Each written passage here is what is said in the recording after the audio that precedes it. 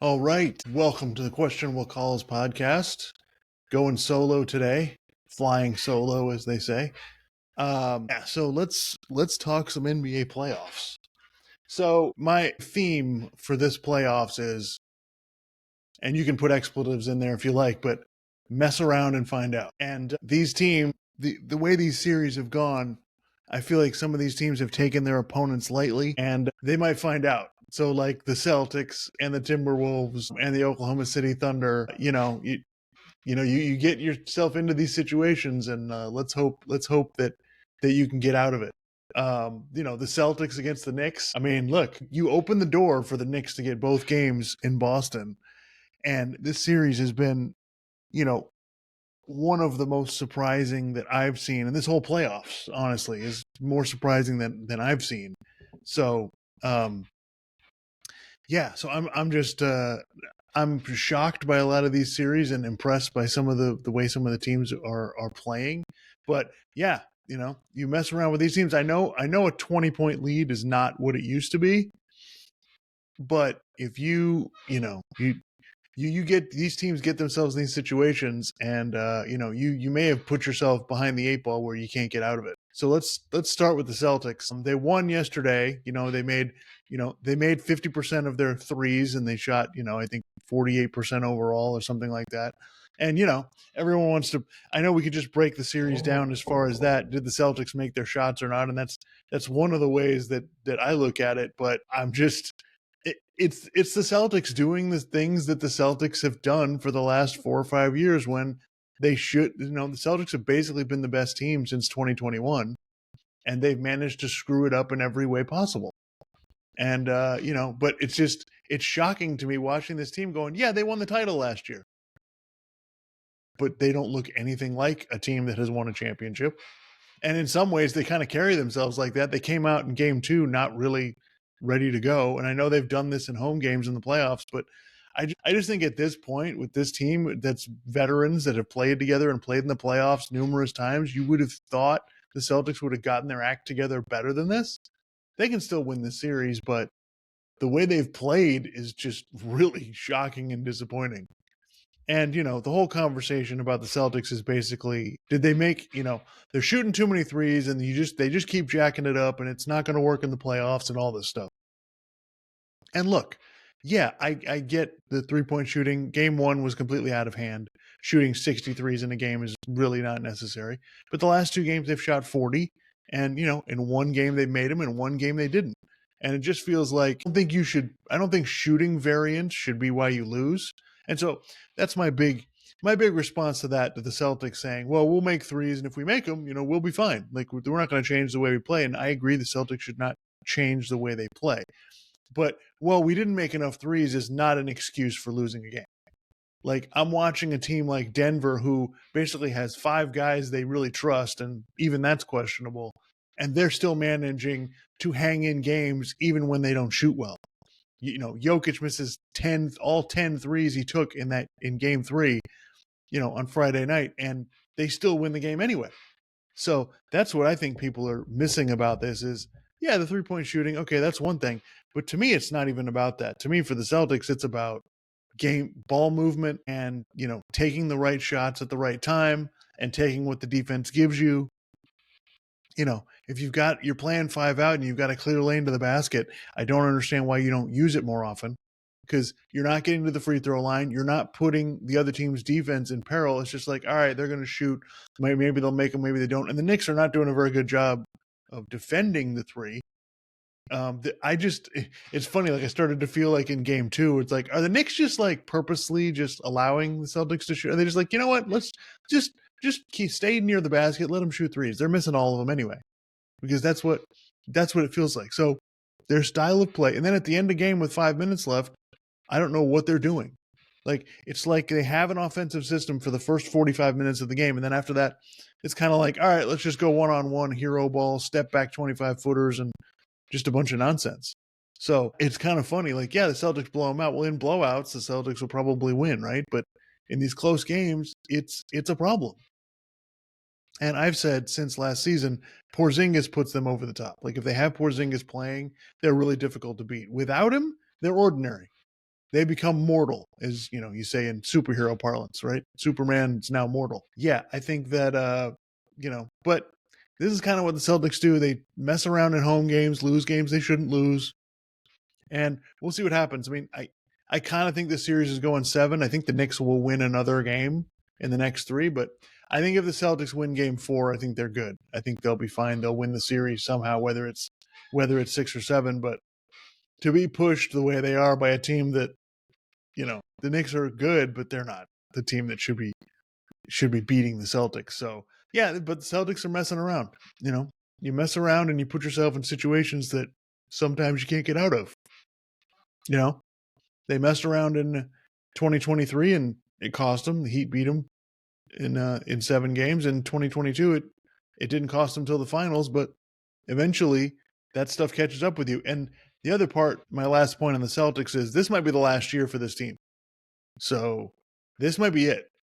So they continue this nonsense. They might never win another title. This might be their last shot. And so, it's weird, but I guess this is the era that we're in. The Minnesota Timberwolves, look, man, Curry goes out. He's out for the game, and you have the game at home, and you get stomped on by the Warriors and their backups.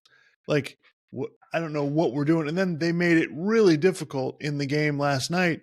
They should have won game 3. That should have been a blowout. They should have beat them going away. They had 21 turnovers. Minnesota's not quite as dumb as Houston is, but they figure it out eventually. But yeah, it's scary to think that this Warriors team that, I'm sorry, I don't think they're all that good. But with Curry, they'd be making this a series. This would be tough for them, and that's insane to say. But that being said, the Warriors needed Jonathan Kuminga to have 30 last night, and they still lost. So we'll see. But again, Minnesota, you mess around, they're lucky that Curry's not out there. They might find out big time. Oklahoma City Thunder, look, they played well enough to win all 3 games. And in game 1, they really should have won. That was just an absolute collapse. And then in game 3, they just got outplayed. And Denver at home, they outplayed them. But you can't have a game where Jokic shoots like that and you can't win the game. For Oklahoma City, this is, we'll see. But I don't know. I don't think Oklahoma City is necessarily messing around. I just think they're young and inexperienced, and we'll see how that goes. I think that I still think they eventually win the series, but they got to win game 4, and it's in Denver. So this could be really interesting. I have more of a point to make about contenders a little bit in a few minutes here, but so there's a couple things I wanted to talk about. Number one, we get into this discussion. I feel like it's been the past couple of years now. Everyone wants to tell me how good Jason Tatum is, and oh man, he's one of the best players in the league, and oh geez, all NBA first team and all this stuff. And then we get to the playoffs, and I don't see it. I don't see this as an elite player who gets it done every night. I think he's really, really good. Paul George level good. And I know that sounds like an insult, but I'm sorry, I'm watching the guy play, and he's not trustworthy at the end of games.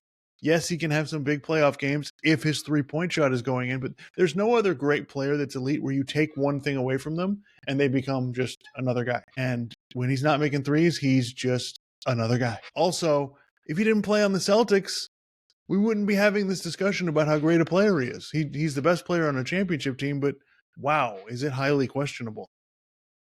And I think this is a perfect example of something that I've wanted to talk about for a long time, and that is letting championships, vault players into areas where they shouldn't be. Championships are important. I get it. Yes, do we hold them in a higher standard? I understand that. But just because Tatum's the best player on our championship team doesn't mean he's one of the best 5 players in the league. And I'm not sure he's one of the top 10 players, but we could debate that. But he's not one of those guys. At the end of the game, and especially at the end of the game, then when you talk about just guys I want at the end of the game, well, he's the complete opposite of Jalen Brunson, right? So Tatum's the guy that, oh man, he puts up all these numbers, unbelievable athlete, can do all these things, great defender, all this stuff. And you get to the last 5 minutes of the game and it's like, he just jacks up threes. Like, what are you doing? Brunson, meanwhile, has none of that athletic ability, goes to Villanova. But at the end of the game, who do you want?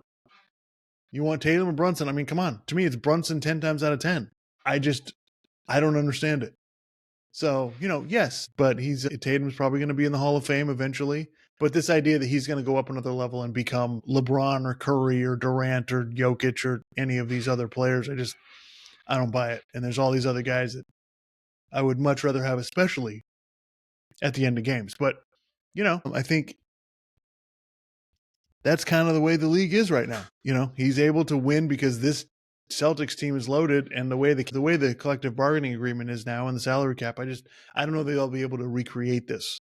So, if he wins one title, I don't know where we put him. But to me, it's just he's not an elite player. And I'm gonna cement that with my rankings at the end that I'm gonna give. Okay. I want to talk about the Denver Nuggets.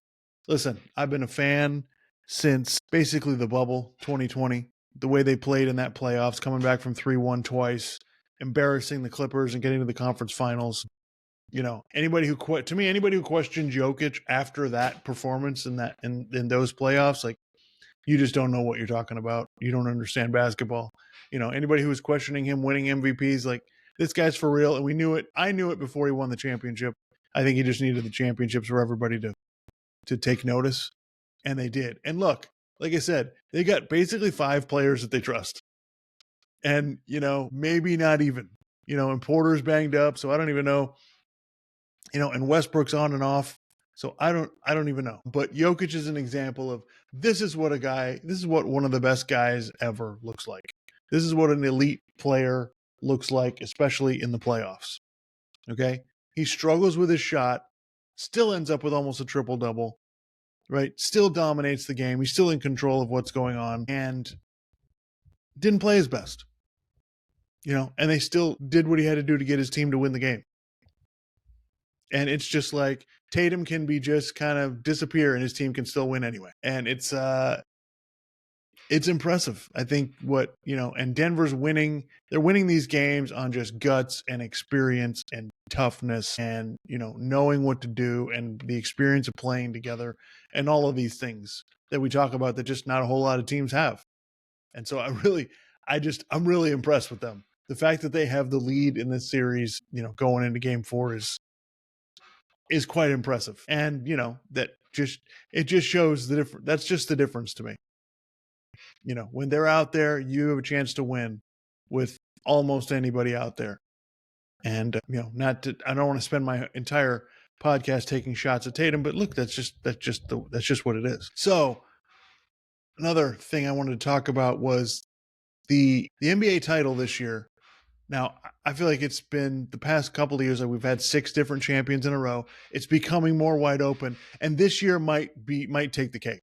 Like, to me, if Boston and Denver both win or if Boston and Oklahoma City both lose, so that would be Denver and New York Knicks. If they both win their series, I have no idea who's going to win the title. Like, could Denver do it? Yeah, they could. Right? Could Indiana do it? Yeah, absolutely. Could Minnesota? I mean, what do I know? Minnesota would match up really well with Denver if they win their series. So I'm impressed. I'm impressed and shocked and all of those things at the same time. The NFL thinks they have parity. I've been talking on this podcast for a while that they don't. The NBA to me has got it. There's no great teams. And now with, like I said before about the CBA and the salary cap, like, it might have flattened it out to where the way this Celtics team is constructed, I don't know that you're going to be able to do that ever again. Like, this is why Oklahoma City is really dangerous, because they got this. They still have young players on the bench, and they've got draft picks coming. Oklahoma City could make one big move and just take the league over, for a while at least, for a couple of years, but it wouldn't be that long just because of the way the league is. So I think this is a lot of fun. Like, I would love there to be a great team. But whenever there's a great team like the Warriors, everybody hates them. Everybody hates them. It turns into a big mess. Oh, we know who's going to win. It's too predictable. Well, you know what? It ain't predictable now. You got to watch these games because it is really fun and exciting. All right, so I've been thinking about this for a while. We're talking about Jason Tatum, and I look at the NBA like this. Like, I don't care. To me, NBA regular season statistics, you can completely throw it out the window. You can almost throw everything that happens in the regular season out the window. And I've been saying that forever about the NFL, but the NBA, to me, like, the playoffs is a completely different sport.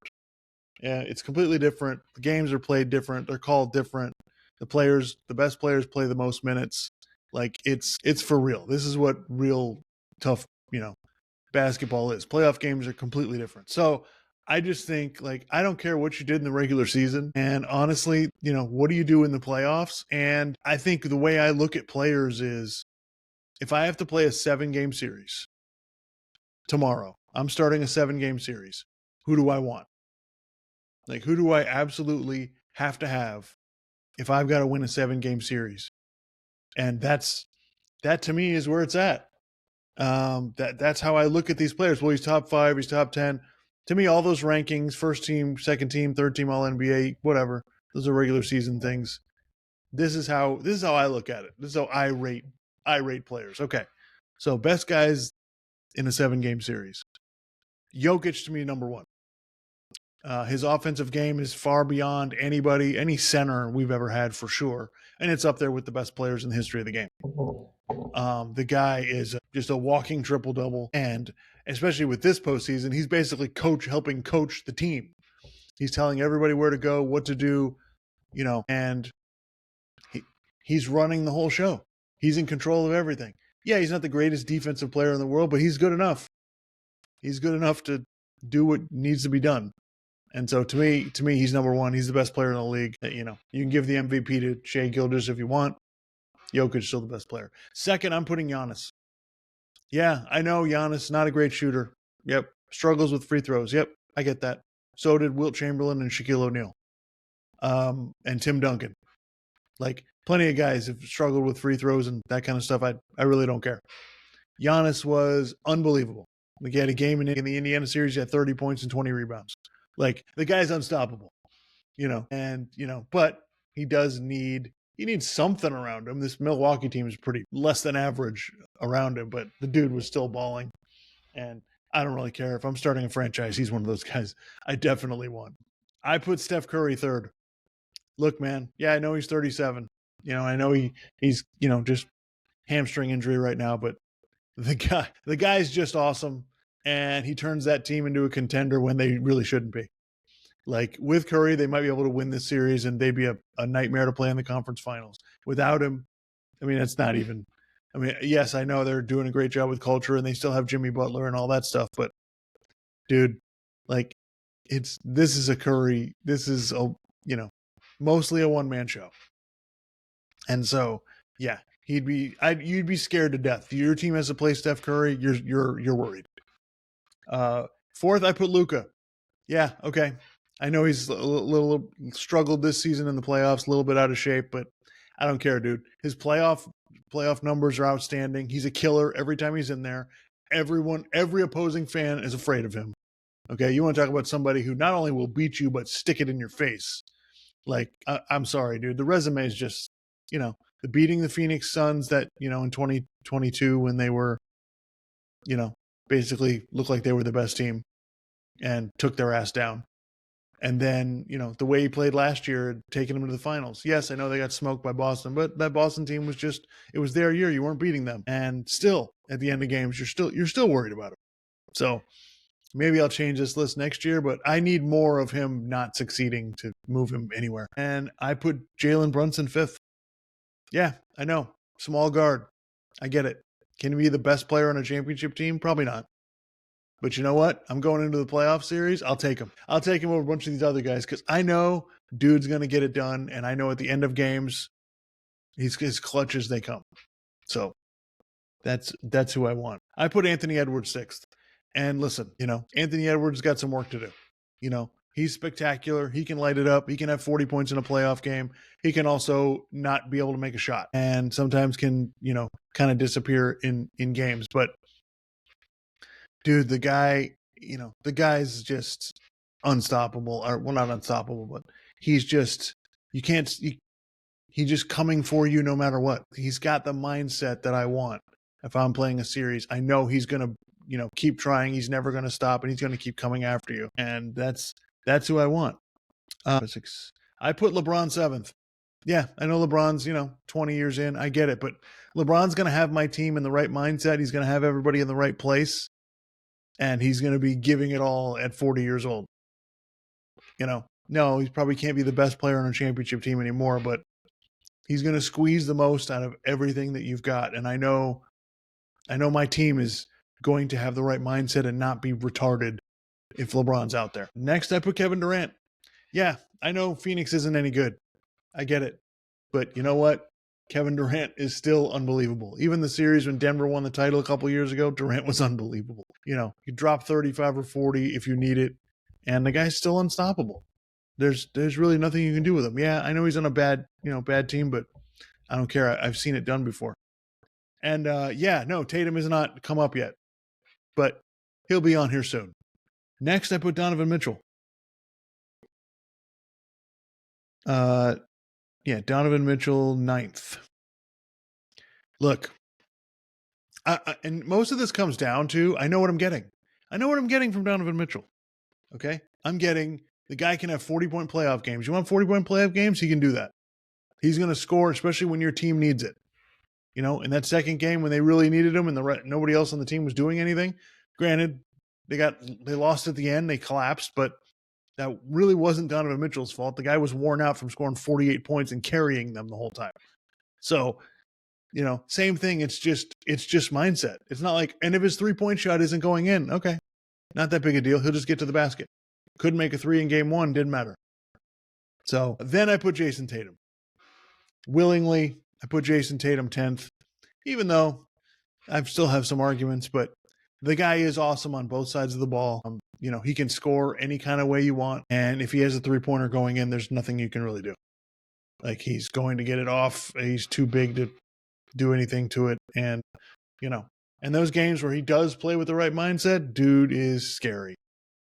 And he's exactly the size you want. 6'8", can do everything, can guard a whole bunch of positions. He's durable, no disrespect. But to me, in a playoff series, guys I want, he's where he should be. And then I rounded it out. I put Halliburton next. I just think that what Halliburton does for your team is special, but he's a smaller guard. And so those guys usually can't lead you to the title. And then I put Shai Gilgeous-Alexander. Look, I just don't think he's experienced enough in the playoffs. Yeah, he great in the regular season this year, an awesome scorer.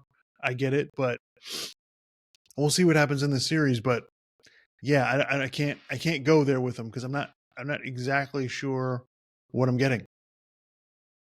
And is he really making his team better, or is that team just really good and he happens to be on it? So we'll get closer. We'll get more answers on that as we go. And then I put Jimmy Butler.